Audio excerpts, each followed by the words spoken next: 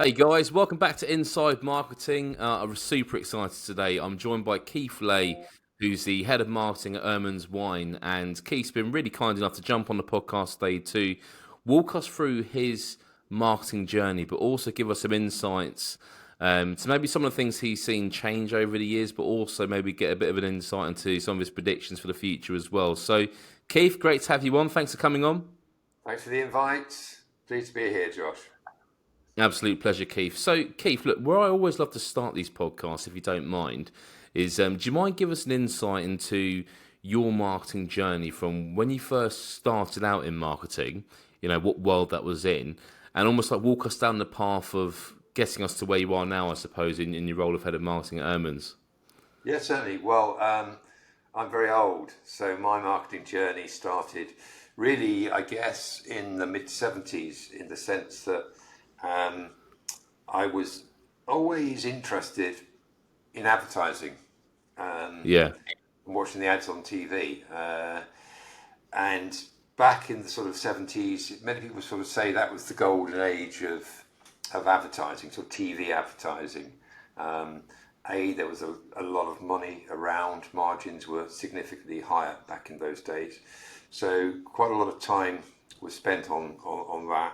And I got involved. I had a friend who's a couple of years older than me who worked for a big insurance company called Sun Alliance, who was sort of like a big national insurance company, and they sponsored, amongst other things, the Ryder Cup golf, Ah. various other, I think the British Open, and I got a job.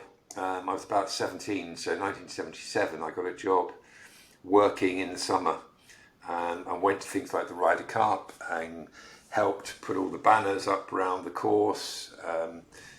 Got invited to stay up. They bought me a suit, and I got to introduce all sorts of people who came to the Sun Alliance Pavilion, bring them in, make sure they got something good to eat. And I remember because life was a lot simpler in those days, and it's like smoked salmon.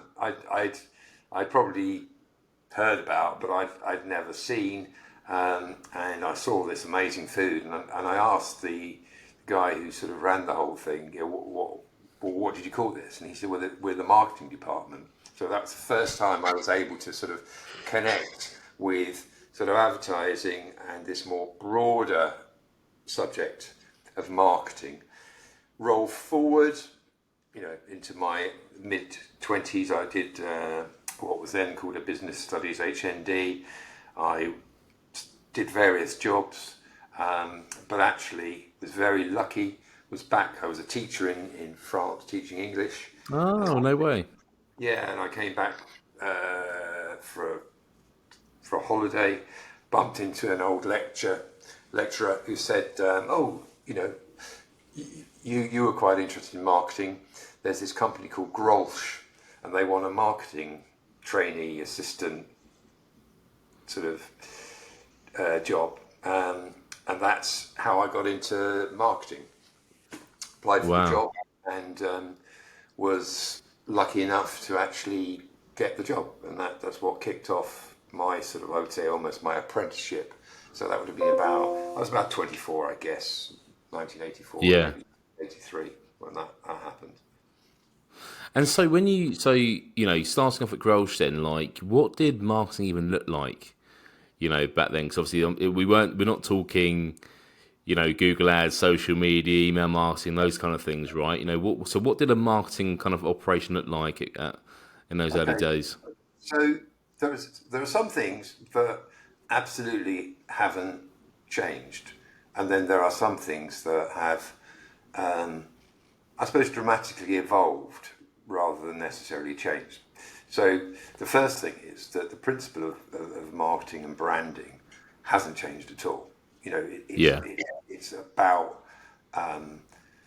positioning yourself, in a way that you cut through to the consumer, and the discipline of doing that, the analysis of what your brand is, what it could be. So that's still the same today.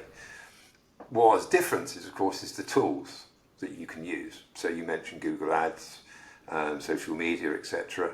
Yes, we didn't have those things. And the other big change is that the cost of entry was much higher then. You had to have relatively big budgets to do anything because, well, I'll give you one example. If we wanted to do a presentation using colour slides, we would have used old 35mm slides, which you may not even have ever seen or used. So sorry, no, I haven't, Keith. No, so they were like little, about that size, and they went into a projector one by one, Yeah. and you pressed a button, and they changed. So it's essentially projecting a photo, or you could get your design company to make up charts like you would in PowerPoint now. But back then, Wow. before PowerPoint, so somebody like myself, if I wanted to do a presentation, I had to scribble on bits of paper, roughly design it, send it to the designers, and they would physically make the artwork, and it was expensive to do that. What do you reckon? What do you reckon we're talking? Just ballpark figures for like a presentation to get kind of end to end, get to the point where you've got those kind of capsules that you're popping into those projectors. If you wanted to sort of maybe do a conference worth, a small conference, probably talking 5, 6, 7,000 pounds. Wow, Something that on PowerPoint, you could do, in sort of an hour. that's incredible. So that's on the good side. That's the kind of it's become more democratic. Smaller businesses, down to the individual, can actually put together quite professional things. And then of course now we've got video cameras and all the other sorts of things. Whereas back then, a piece of artwork was a physical thing. And again, if you've never seen it, if you wanted to produce a press ad or a brochure, the advertising agency or the design agency, whoever you were working with, it would be the idea, there would be a concept, that would be drawn by a visualizer. So you say, okay, well, this is basically what it's going to look like. It's got a bottle here, it's got maybe a person holding a glass there, but that would be actually done by hand as a visual. Once that has been approved, you might be getting into, well, we need a photographer. So you'd look at different photographers, you look at photography they'd done, and you would select your photographer, you would commission the photographer to take the photographs, which of course still sort of happens now. But what happens now, not a lot, is you've got these massive stock libraries. Yeah. Images. But back then, so the artwork would actually be the typeface, which was laid out by hand, and it was a specialist job. So in an agency, you would have a visualizer, you would have a typesetter, you would have the creative team who would come up with the concept, would write the copy.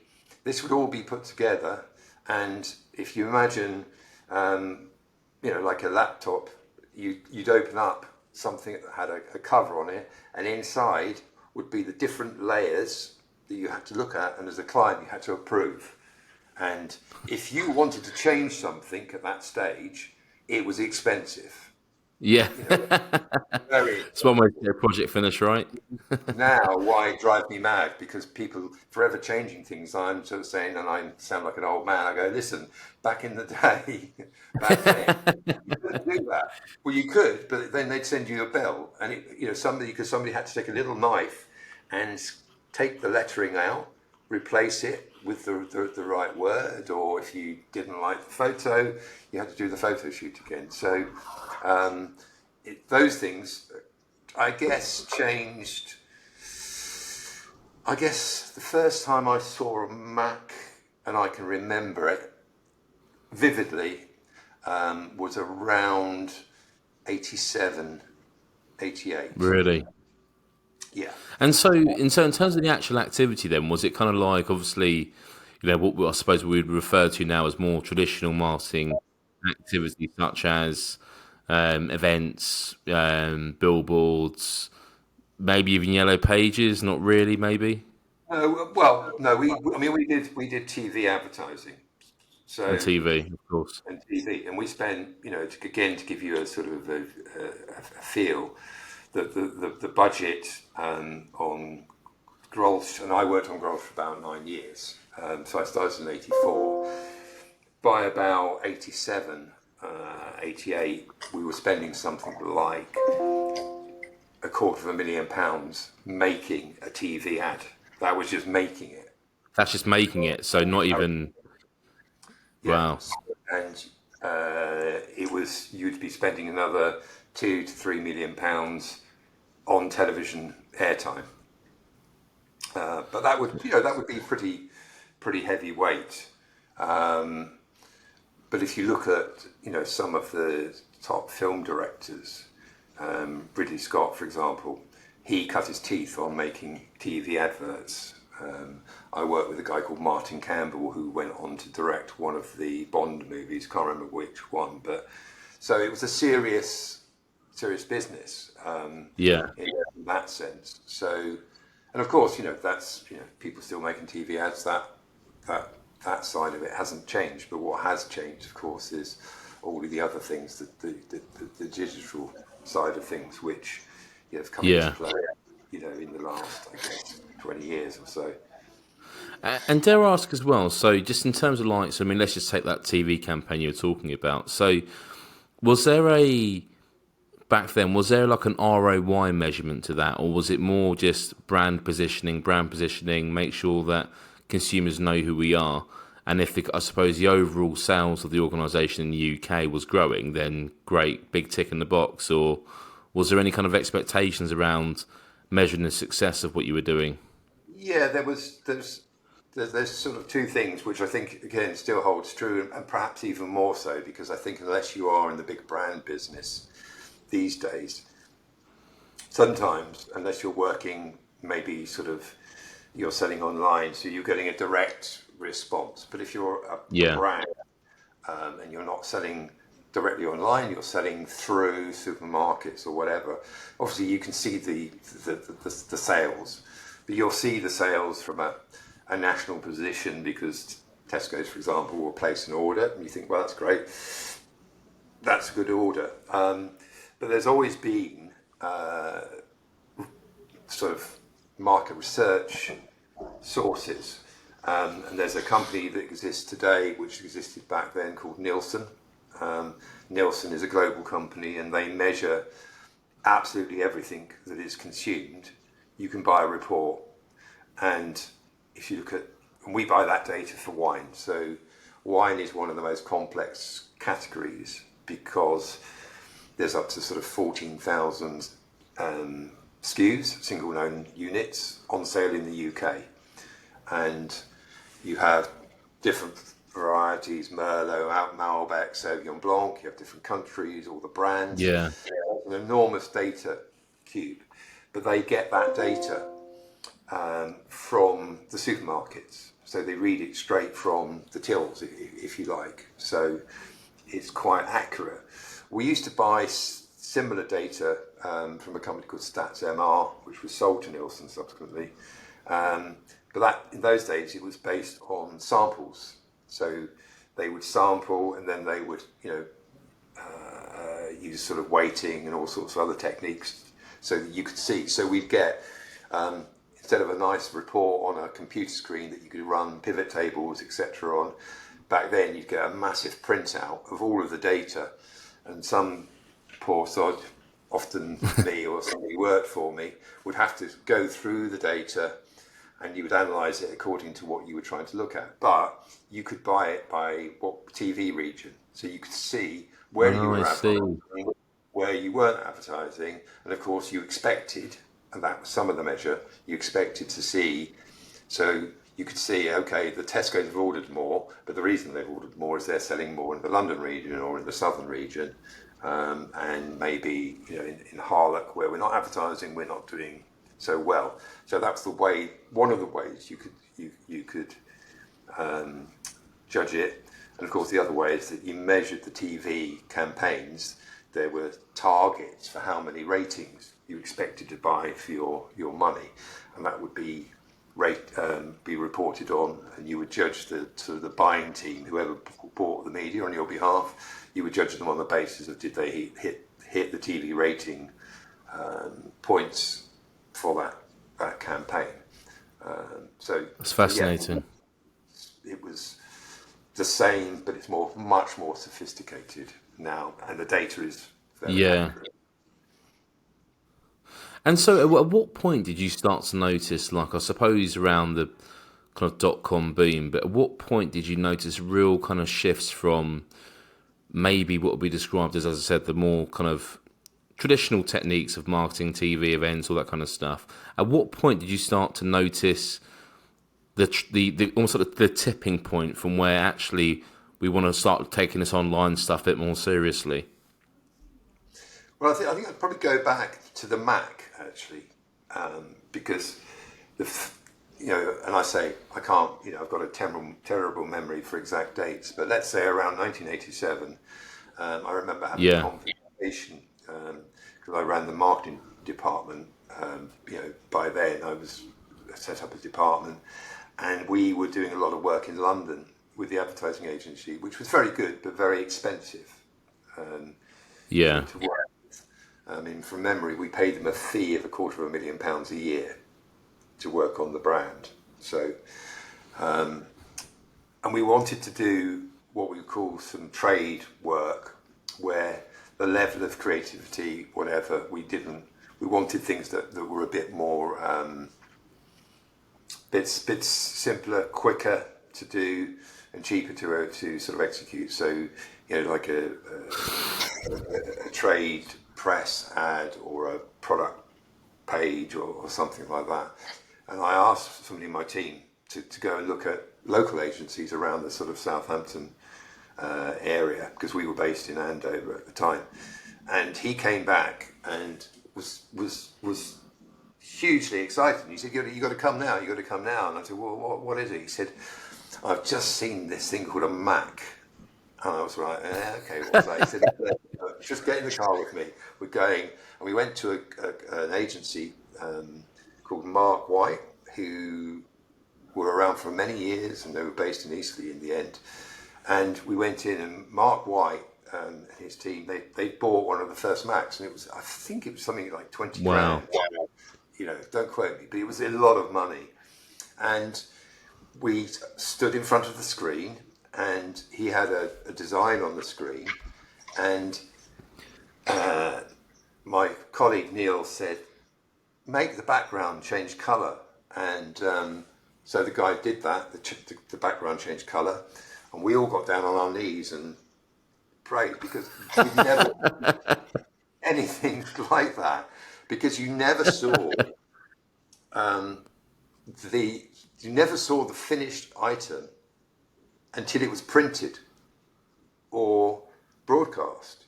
You only ever saw yeah, visual that was the conceptual visual. Then you saw the piece of artwork, which didn't look anything like the finished item, because it was just layers, and it had a little pocket for the various photographs that were going to be used, and just spaces of where they were going to go. And then you'd finally, when it turned up from the printer, you might pay for what's called a printer's proof. So you got to see something just to check the colours, but you didn't see anything yeah, on screen where you could go, okay, that's what it's going to look like, which is obviously now something we yeah, completely take for granted. And so that was really the tipping point. And then several years later in my career, when I'd left Rolls, I got involved in working with an agency that did one of the first online shopping projects for Barclays Merchant Services, the part of Barclays Bank that do I forget what you call them, when you pay, the little machines. They oh, the provide. payment terminals kind of thing. Yeah, Well, they were big into that, and they actually created a virtual shopping centre. So that would have probably been around 93. So that was when we first started looking at the whole internet as something that was not just for kind of academics, that you could start to put things on the internet that visually looked interesting. And it's really And so at that point, would you say let's take around kind of early 90s. At that point, are we at the point now where there's a computer in most homes? Is it part of everyday life at work, or still kind of yeah, progressing? yeah. Well, my memory. I mean, I remember, and this is I'm going to make a fool out of myself by telling you this is a very true story. So back still working at Grolsch, so this would have been around, I guess, late 80s. I My colleague Neil, who worked for me, he loved playing computer games. I've never really been into sort of computers as such, and he kept sort of talking about we should get PCs in to the department. And I said, well, look, if you're interested, you go away and come back with a proposal. And he did that. And the day came, and he came in with it. And bearing in mind that I was in my 20s, he was in his 20s. Young guy came in, he was in his 20s, and I knew nothing. And I was determined, that this guy wasn't just going to bamboozle me. So I sort of started the meeting by saying, look, I'm interested to hear what you've got to say, but I don't want to hear any, sort of like jargon. I just want to hear straight talking. Not about machines. I want to know what they can do first. I want to know the practical things. But Yeah. by the way, what does PC stand for? And this guy sort of looked at me, and as he's looking at me, my brain's going, "You idiot! It stands for personal computer." So yeah, That's gold. it was. It was, but it shows really. That's where, and we got them into the department. But my boss at the times, he didn't want me to have one. He said, "Well, no, you don't need one because, you've got a team, and that's their, they'll do that." And I was like, "Oh, okay." But it was before Windows, and we used whatever it was called, DOS, which still exists under Windows, but Windows was really copied from Apple, who created a much better user interface. Yeah. Where pre-Windows, you had to sort of type in codes and things to make things happen. So the first Yeah, PCs got you. we had that fairly quickly And so what? changed. Yeah. Yeah. And what would you say? So obviously, so computers becoming more adopted by the masses, I suppose, right? They're starting to slip into everyday homes, office spaces, etc. Now, what would you say was the first, I suppose, because at that point, I suppose my understanding is, and please correct me if I'm wrong, but computers were there to kind of make life a bit easier. Little things you were saying about presentations, changing colours, those kind of things. But at what point did it start to get used as a tool for marketing, essentially? And what were those early days kind of digital marketing activities that you could start to execute? Yeah, I think I mean, probably in households, computers didn't really start to take grip. I would think mid 90s onwards. Yeah, Well, I think that's probably when the first sort of .com boom and bust occurred. So it would have been around that time that people were starting to use computers at home to buy things. But you were still very much on the old. You probably never experienced this, what we call dial-up. So if you wanted to go online, you sort of I remember dial-up. Keith. You're in my era now. exactly. So it was all pretty clunky. It was certainly true that in sort of design and advertising, that computers, particularly more so in design actually, because advertising was still often creating things from scratch, where original photography, illustration, whatever was required. But certainly computers were being used widely, or Macs were being used widely in design. and presentations. I was using them. I started my own business, I think, in '93, something like that. And the first thing I did was buy a laptop. So it was, it Yeah. was part of what you used, and it was, again, going back to what I said before, it was very democratic because suddenly you had a tool where you could become, or you could look, very professional without having to spend, enormous amounts of money to get to that point. I think probably I'm trying to sort of think, probably digital sort of advertising probably started in earnest a little later than that, Yeah. because we had the internet sort of boom and bust, which, again, you might not have even been born. I'm not sure when that 94. So my early memories, Keith, were, I think I'll never forget the day my dad brought home our first family computer, which I think was a Windows 95 computer. So this yeah, is pre Windows XP. But yeah, if I really dig deep in my memory, I think the early marketing I saw was when, because obviously back then there wasn't really search engines.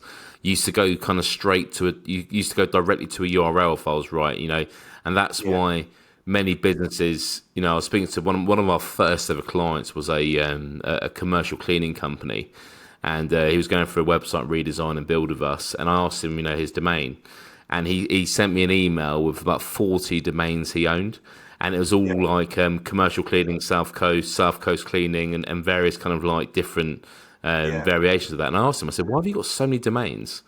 And he was like, yeah, well, Josh, back in the day, before you could search for a business in a certain location, people just go www dot, type the thing they were hoping to find, .com. And I was like, oh, that blew me away, to be honest. That absolutely blew me away.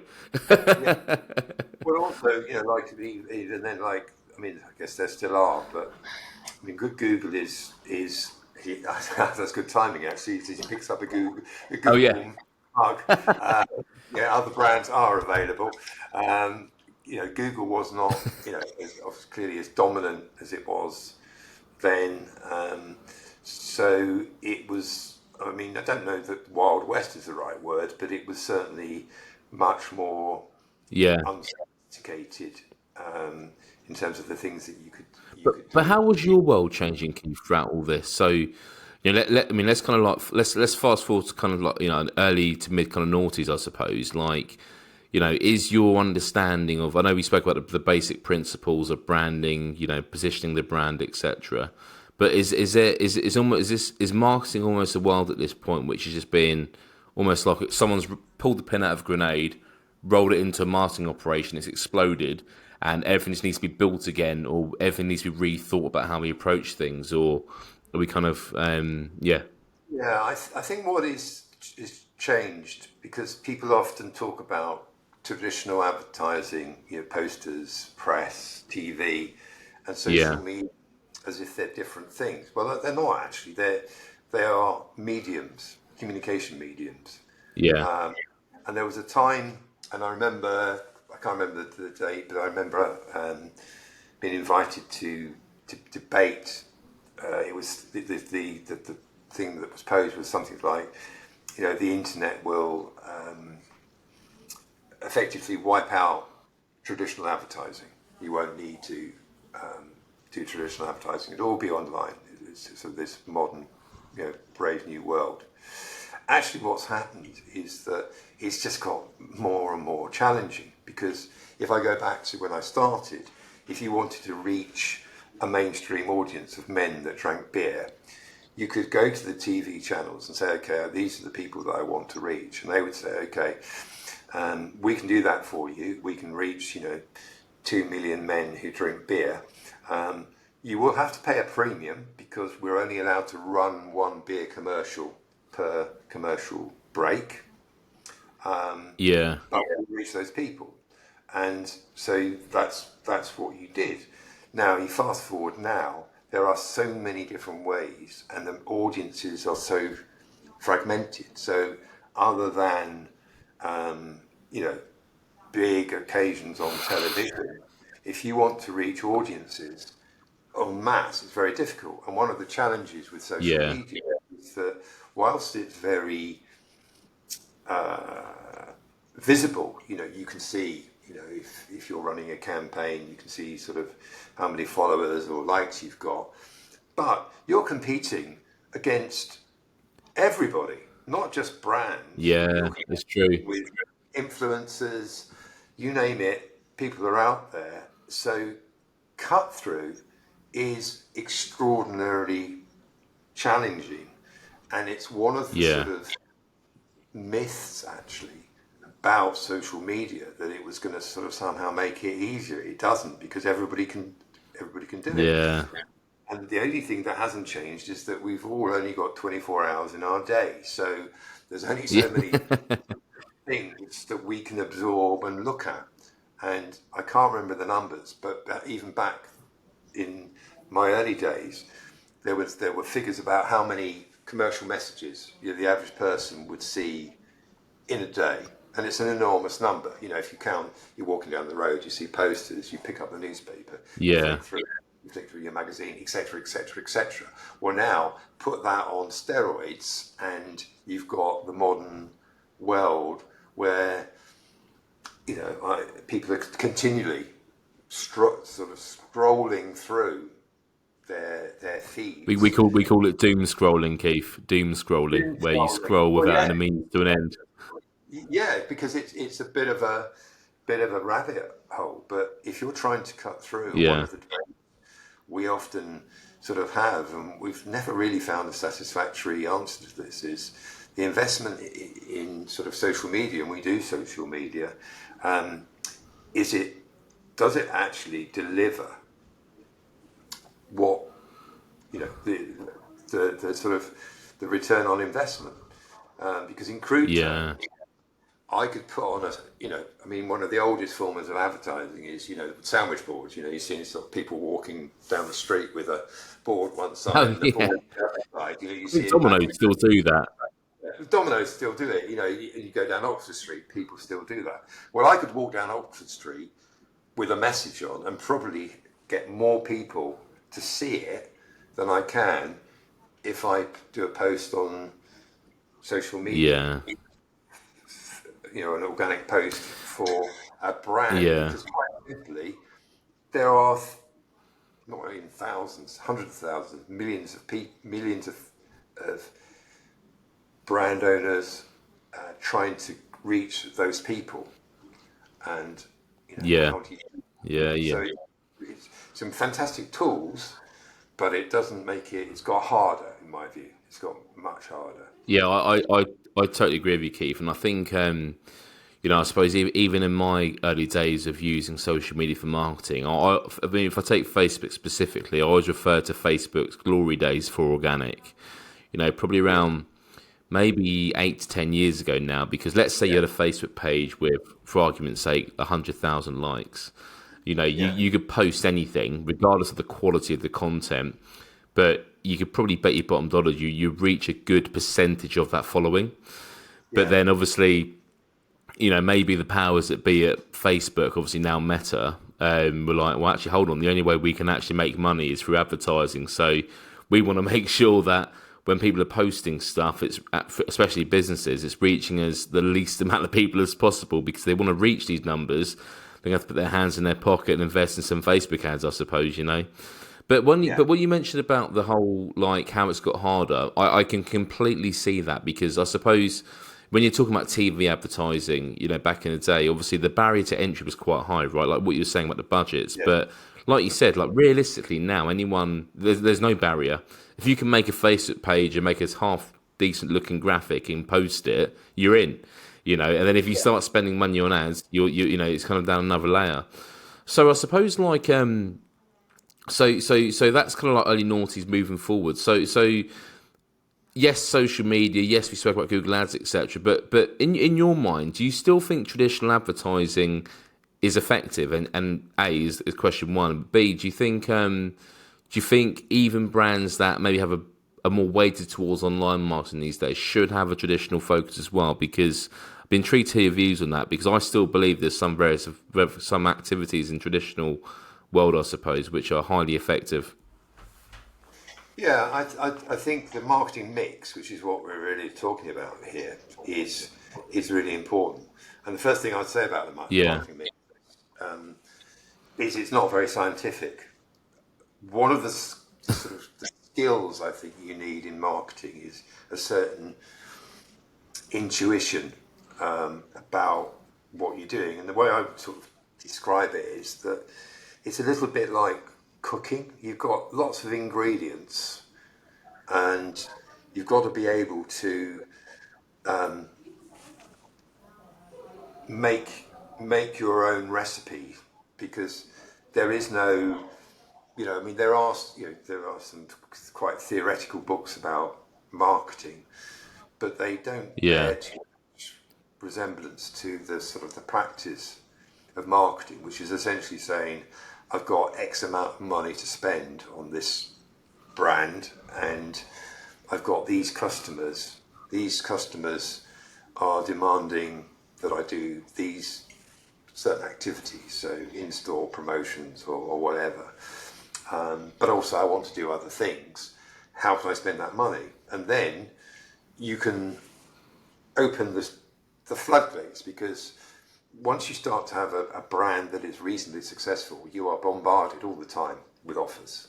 I get them every every day of the week from different people who say, "I've got this deal. This would be really good for you." So you've got to be attuned to what you would think is value and works for your brand. So what you probably now can do, which you couldn't do in the past, is you can be more targeted at particular groups of consumers that you think you want to use them as a sort of, if you like, the people that drive the growth of your brand. Because there's always been those groups of people, we used to call them early adopters or whatever you want to go with. So we have a brand called Beefsteak Club, for example. A Beefsteak Club is available in pretty much all the supermarkets. It's a range, but there's one wine, which is a Malbec from Argentina, which is sort of the hero of the range. And we worked using social media and various other things for quite a few years, focusing on barbecue as the key thing because it's a Malbec and it goes well with meat. So that was our yeah, thing. We would target various events, Smoke and Fire, which is a sort of a kind of a barbecue outdoor food eating thing where we would do sampling. We would do social media around that, around barbecue influencers who would sort of, send them some wine and they would do something about it, and that sort of worked very well. More latterly, we were trying to broaden the appeal of the brand, so we have a line now which is Wine to Dine For. So we're sort of now targeting sort of food more generally, but the process is the same. We're reaching out to influencers. We have partners, so non-competitive brands. So, for example, a barbecue brand called Charbroil we work with. So, or a wine fridge brand where we'll give them wine to offer to their customers. They give us so many fridges or barbecues that we can give away in competitions and prizes. There are magazines like Foodism, which is a London-based sort of premium food magazine that goes to households. We do features in there. We do a little bit of TV occasionally, but again, going to digital. So we don't look just at broadcast. ITVX, which is like the BBC iPlayer. That's a very good digital platform where you can buy quite affordable campaigns that target people who simply watch a chef's program.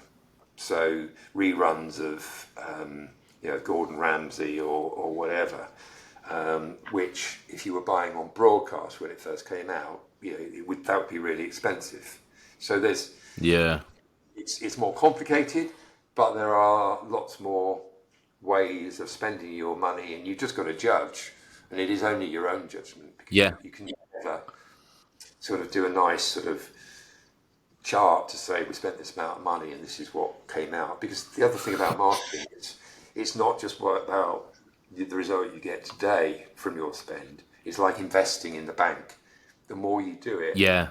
over time, that's what builds. If you just, and lots of people do this, spend a lot of money once and it fails and they never do it again, well, you might as well take your Yeah. money and put it on the bonfire. That's completely the wrong approach. You've got to sustain your investment over a number of years to see the pattern emerging of how it's working. I couldn't agree more with that. I read a study around, I think it was like 6-7 months ago, and it was saying how so there's 100 B2B companies interviewed to kind of describe their marketing efforts. They're of various sizes, so there's no kind of exact science to the industry, etc. But what it found out the 100 respondents was, I think it's around 52% of those businesses were approaching their marketing on an ad hoc approach, which kind of like ties into what you were saying about spend a load of money once. Did we get anything? No. Well, we're not doing that again.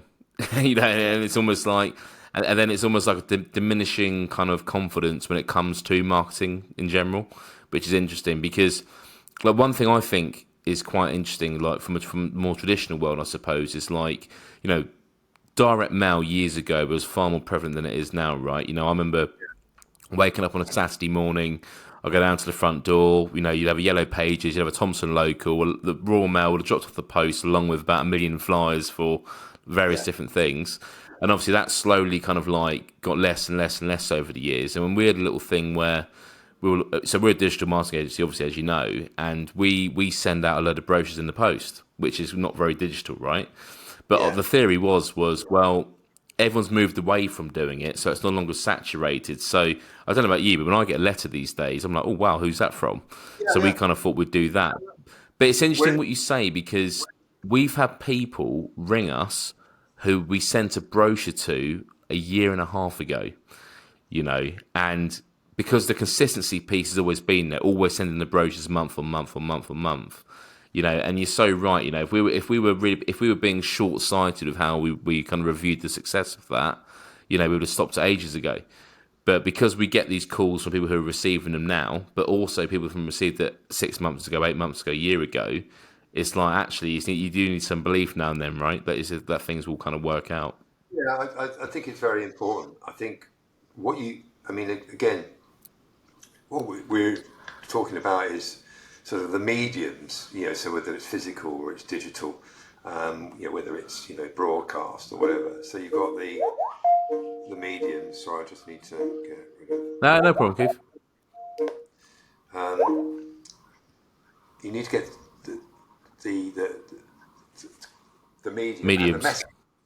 And the message is the other bit of this, because you can consistently spend a lot of money and still get nowhere because your message is not, it's not really clear. It's not memorable. So, and there's an awful lot of quite boring stuff, whether it's going out digitally or on broadcast or in print, where you sort of think, I've seen that before. That's the same ad as one of their competitors. They've just kind of copied it. So that's the other really important principle. And I was very lucky in my early career to work with some very famous sort of ad creatives who sort of you learn about that very particular thing. And one of them used to say to me, he's called it the thumbprint test, and this applies to whether it's a television ad or a social media or whatever. And it was basically, he said, if you can put your thumb over the logo or your product and put any other product in that message isn't good enough. It's interchangeable, and you see ads very often now where you could think, not only could I put any, you say, wine in there, I could maybe just put a coffee brand in there. It's not, it hasn't got a character that is really links back to the brand. And that's really important, and it's really important if you haven't got a lot of money. If you've got a lot of money, you can kind of bash something at home and take ownership of something. But most brands don't. So you've got to create something where it has got a real character about it, that you think the design, the colorway, everything about it is connected to that brand, and not something that is just sort of, what I call wallpaper marketing. Yeah. And Keith, just before we wrap up, I've got two or three quick fire questions for you, Yeah. which I think would be ultra helpful to everyone listening. Question number one: if you could step in a time machine, rewind way back when Keith's kind of walking into his first marketing role, knowing what you know now, what would you say to Keith back then? Oh, okay, yeah, definitely. Always be prepared for change. Nothing, whatever you think is the norm now, and we are about to enter another epoch of AI where Yeah. there's lots of people saying this is what's going to happen, but the truth is nobody seems to know. I mean, and I sort of read about it, so that's always been the case, and it's probably going to accelerate more. So just always be prepared for change, and accept that sometimes what you do is going to be superseded. So going back to my example of the poor guy that used to do the slides and make a lot of money out of it, the day that PowerPoint came out, that business, that was gone. So I can imagine. you have to be able to adopt Adapt and evolve, yeah. and not be one of these people who just holds on to the past and goes, "I'm not going to change." It's not fair. And I've worked with people, sadly, who couldn't make the change and got very bitter and twisted about the whole thing. Well, that's just life. Yeah. Question number two. To someone who's starting out their marketing career right now, so that they're coming into the marketing world in May of 2024, what advice have you got for them, if different to what you'd advise yourself on? I would say, I think the other thing is to be curious about just about the world, and particularly if you're going into marketing, marketing is a really important part, but it's business, essentially. Okay, you can be in a marketing function in a charity or whatever, but ultimately it's the same thing. It's about delivering results, and you can't do that in a sort of a silo. So if you only look at, for example, I'm in the wine business now. If I only ever looked at what happens in wine, Yeah. we wouldn't do half the things that we do. You've got to be looking around at what's going on in the world. You've got to be aware of, things that, I don't use social media. It's not my thing. But I can't just go, I don't need to know about that. I like it or not, I do. So I think being curious is the other part of that. Looking around and seeing for inspiration, really, because that's an important part of marketing is creativity. And creativity is, a lot of people say to me, "Oh, I'm not very creative." Creativity is something that you can learn, and you learn by being curious and also working with other people. If you sit in a room staring at a screen thinking I've got to come up with an idea, that's quite tough. If you work with other people and talk with other people and pick up things, it's strange how you see suddenly things, and it might be in the middle of the night, you might be in the bath, you might be going for a Yeah. walk. You'll probably not sit in front of your computer when that idea comes. So I think that curiosity is really important. Guys, there you have it. Keith Lay, once again, head of marketing at Ehrmanns Wine.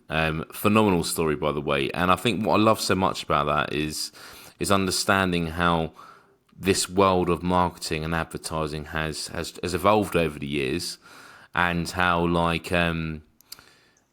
And also I suppose how a lot of the principles remain the same, and like a lot of the foundational skill sets and competencies that a successful marketer needs, commercial acumen we spoke about creativity, those kind of things. Nothing's changed really, and one thing I picked up on that you said was all that's really changed is the mediums and the channels. Yeah. Fascinating. And Keith, honestly, thank you so much for your time. And, to all of you subscribed and watching Inside Marketing, wherever you get your podcast, YouTube, Spotify, or if you're following us on LinkedIn, please connect with me, connect with Keith. And phenomenal. Keith, thank you so much for your time. I really appreciate it. Thank you very much. I enjoyed that. It was a trip down memory lane.